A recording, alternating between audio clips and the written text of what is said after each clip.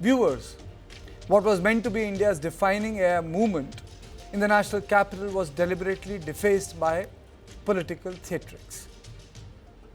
The AI Impact Summit 2026, hosting global leaders and big tech heavyweights, was hijacked by chaos as shirtless Indian Youth Congress workers stormed a high security venue, turning a global showcase into a national embarrassment. At a time when India was projecting itself as a serious global technology power, the Congress chose disruption over dialogue. On the penultimate day of the summit, semi-nude protesters shouting slogans caught delegates and attendees completely off guard, creating scenes more associated with street protests than an international technology conclave. Inside the summit hall, the top CEOs and the global leaders were discussing artificial intelligence, innovation, and India's role in the future global economy. Outside, slogans rang out against the India-US trade framework, with protesters waving their removed T-shirts and shouting anti-government slogans, dragging politics into a space meant for global collaboration. People present at one of the halls said they heard loud sloganeering and stepped out to see what was happening, only to find a group of shirtless men from the Indian Youth Congress forcing their way in, chanting slogans and attempting to disrupt the proceedings. 12:30 बजे के लगभग की घटना है। इन्होंने online registration किया, QR code के माध्यम से जो स्कैनिंग होती है जिससे आम जनता सभी के लिए फैसिलिटेशन है, उससे ये लोग अंदर आए। इन्होंने ऊपर से स्वेटर जैकेट ये पहना हुआ था, नीचे से एक T shirt objectionable T shirt पहनी थी। हॉल नंबर 5 के पास में आके इन्होंने अपने ऊपर से स्वेटर और जैकेट को उतारा, नीचे से टी शर्ट लहराते हुए इन्होंने प्रोटेस्ट किया। हम इनमें अप्रोप्रिएट लीगल एक्शन ले रहे हैं और जो कुछ लोगों को इनमें से डिटेन किया है और बाकी की भी पहचान कर रहे हैं। सर, किस तरह से ये लोग अंदर घुसे? क्या प्रॉपर ये चैनल के थ्रू गए थे? इन्होंने उसी किस तरह से अंदर भारत के अंदर ही घुसे? क्यूआर कोड कोई भी आदमी ऑनलाइन रजिस्टर करा सकता है वेबसाइट पे। उन्होंने ऑनलाइन रजिस्ट्रेशन करा के अपने लिए क्यूआर कोड बनाया, जनरेट किया। उस क्यूआर कोड को स्कैन करके और अपने जो ऑब्जेक्शनेबल टी शर्ट है जिसका इन्होंने प्रोटेस्ट किया, उस टी शर्ट के ऊपर से sweat. At least 4 protesters were detained, sources said.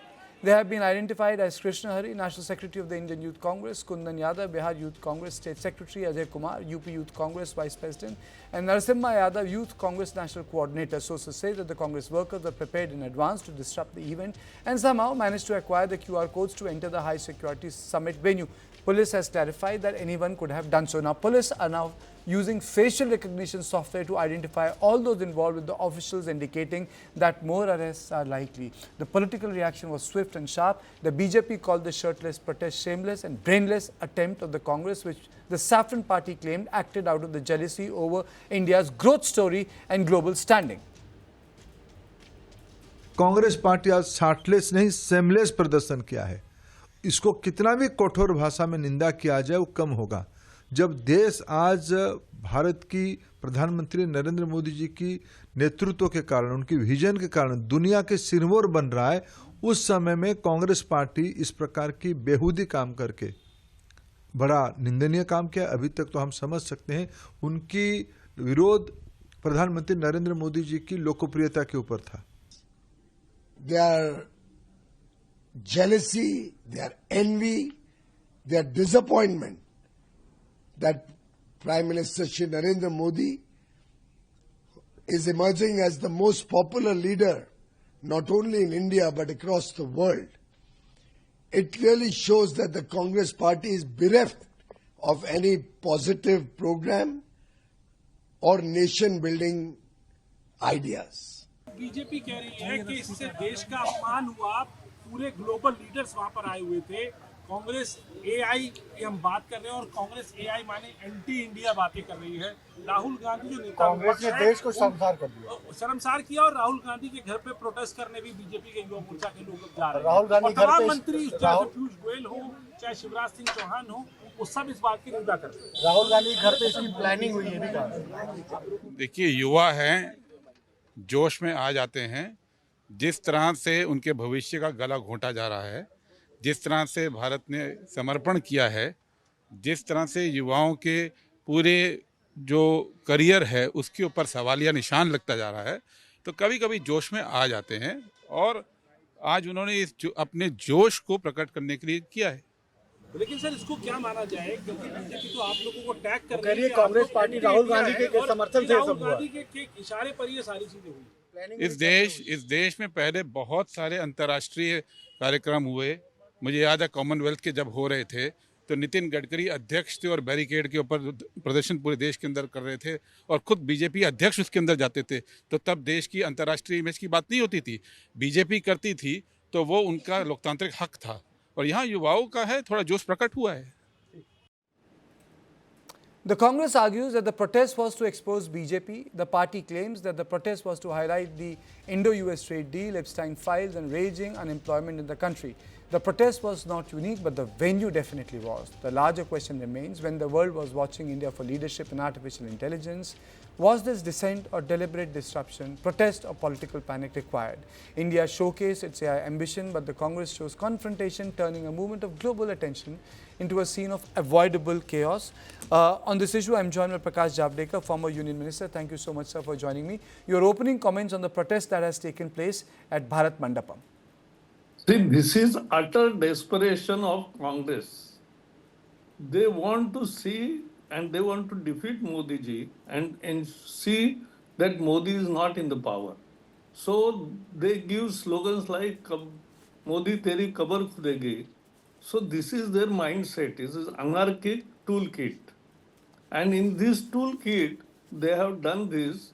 This is an international way of left liberals, urban naxals. Everywhere in the world where there is a conference, there will be some such kind of protest, sometimes inside, sometimes outside. So this is utter desperation of Congress. That is what I feel. And everybody will condemn them. They don't understand by their action, they are becoming unpopular more and more. And in democratic fight, if you fight for a right cause, and this trade argument is a afterthought. Okay. Because they have taken Galgotia University's symbol with them, so that they wanted to protest in AI only and defame India. But as there was a mass reaction over this, they converted it to trade agreement. Trade agreement has nothing to do with this conference. And this is what it is. Congress is utter desperation is the only word Sir, we can how would say. you respond to what Gurdeep Sapal was saying, that when the Commonwealth was happening, even Nitin Gadkari was protesting as the president of BJP. I remember you were spokesperson at that point of time. Yeah, but that was a different issue. It was not about games. It was about the corruption in the games. And the bridge had just collapsed. So that demonstration outside is different. Our demonstrators never entered in the stadium. That is the main difference. And this is low in the Indian politics. Day by day, they are going desperate. Every day, and on every issue, they have to backtrack. They have to backtrack, but still they continue their anarchic mind set, because they think that with such tactics only we can make a change in India. But they don't know that Modi becomes more stronger with such antics. Congress party says that, this was a reflection of the frustration which the youth have in this country. No, that is also not correct. Actually, youth, today our unemployment rate has come down than many other countries. That is one. Second, now AI will provide more opportunities. See, these urban naxals and communists, they used to protest against computer also. I was working in bank, and that time when bank brought computers first, one computer will destroy 23 jobs. That was the narrative. But that actually didn't happen. Actually, it created more jobs because it's an ecosystem. So AI ecosystem will create more jobs. People will have to relearn. People will have to acquire new skills. But without any skills, you can't aspire for a big thing. And first industrial revolution we missed because we were under British domination. Then second industrial revolution also we used only little. Third revolution, IT revolution, we went little ahead. But now this is the fourth transition in the world happening with AI revolution. This AI revolution will definitely create more jobs. Take it from me that it will create more jobs in the ultimate analysis. People will have to relearn, reskill, and acquiring different skill. That is what learning process is all through life. This is the fast stage of So you're basically, learning before I move to the other segment of the story, you're basically saying that this is a political harakiri. utter desperation, a political harakiri, and people will never approve of this because this was the platform where more than 20 presidents of the country, 60 top 60 ministers, and 100 top industrialists in AI. So all had come, and there was thousands of Indian students and youths have presented their case, and there was a wonderful exhibition.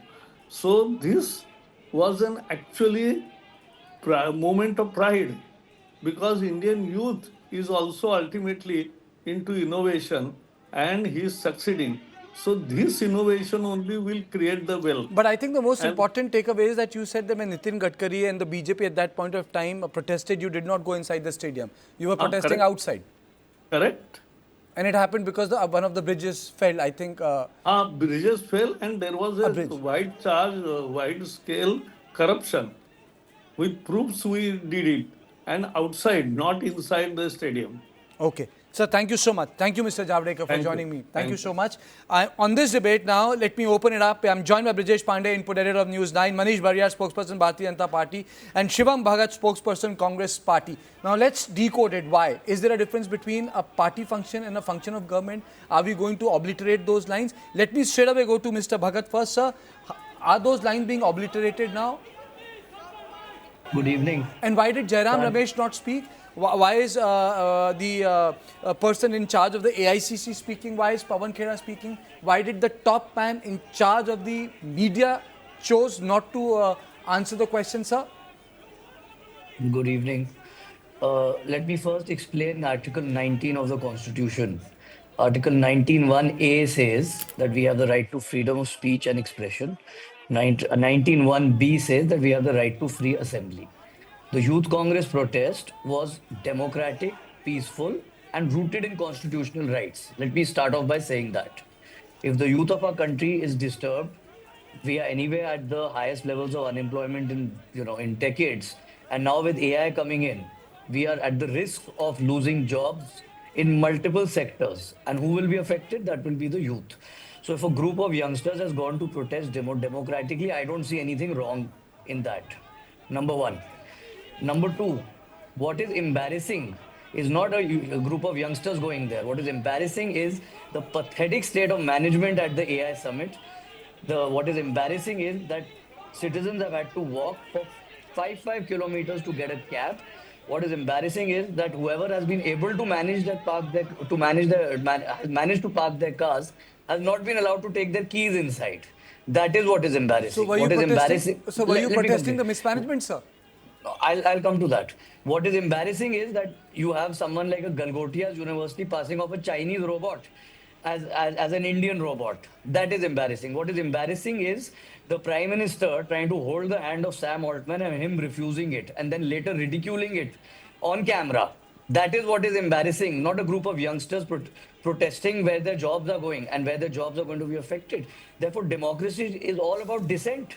Democracy is all democracy is about all about dissent, but is democracy about making fun of your own country in an international venue? This is not a political function. I mean, it's completely understandable if there is a it's a political function, Shivam. You know, it's not a political function. Let me straight away go to Mr. Bariyar. Mr. Bariyar, No, let me complete. Let me just respond to that. Okay.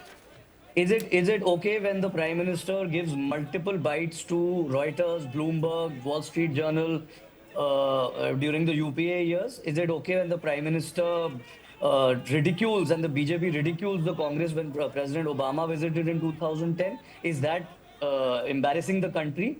Questioning the government is not questioning the country. It is not embarrassing the country. It is a democratic right that everyone has, whether it is an AI summit, because AI is directly affecting jobs. That's why we are asking. Okay. Let me take a quick response from Manish. Manish, my question is very simple. Is there a difference between a party function and a function of the state? Mr. Bariyar. Yeah, good evening to you and good evening to my co-panelists and all the viewers. Before answering your question, I would like to say that, there is a term in Hindi called bis khopdi. And this is what is a leader of opposition and all the Congress people have become. This is such a shameful act. All those people whom you saw, were they looking political workers? I thought they were looking all wrestlers, gunda kind of people straight coming out of some place.